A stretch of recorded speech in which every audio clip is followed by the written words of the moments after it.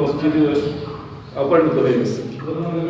এখন আমাদের এলাকার মধ্যে যে আমরা মক্তবগুলো পড়াই, একটা হলো মহল্লা ভিত্তিক, যে মহল্লায় থেকে ইমাম সাহেবের উপর একটা দায়ভার থাকে আর গার্জিয়ানরা পাঠায় দেয়, আমরা এই লামসাম বা একটা পড়াইগুলো থেকে ছেড়ে দিই।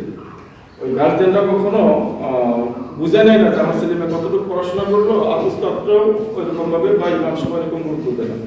যদি কোনো একটা সংস্থার মাধ্যমে যদি মক্তবগুলো হয় এবং তাদের যখন তদন্ত থাকবে, তাদের থেকে যখন একটা পরিদর্শন করার জন্য আসবে, তখন তাদের এই ইমামদের মধ্যে এবং শিক্ষকদের মধ্যে একটা আতঙ্ক থাকবে। বিষয়গুলো যখন আমি কতটুকু পড়াইলাম, আমার একটা শিক্ষার্থীকে যদি তারা প্রশ্ন করে আর আমার শিক্ষার্থীরা যদি তাদের সামনে জবাব দিতে না পারে, তাহলে আমি তো নিজের লজ্জিত হবো।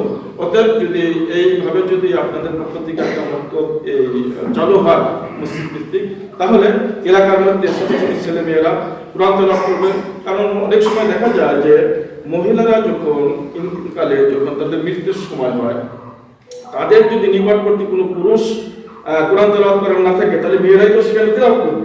তো সেখানে তো এই বক্তব্যের মধ্যে মেয়েরাও করবে। যখন মেয়েরা সহিষ্ণুভাবে কোরআন তেলাওয়াত করবে, ওরা পাশে মহিলার পাশেই যায় যখন কোরআন তেলাওয়াত করবে, আল্লাহ তাআলা তাদের আযানটা হাসানের সাথে বের করবে। এই জন্য ছেলে মেয়ে যারা আছে ও ভাইদেরকে নিয়ে যদি আমরা একটা মক্তব মুরব্বীদের এবং মেহমানদের পক্ষ থেকে যদি হয়, তাহলে এলাকার জন্য একটা বড় এবং এলাকার একটা সবাই এলাকার মধ্যে একটা পরিবেশ সৃষ্টি হয়ে যাবে।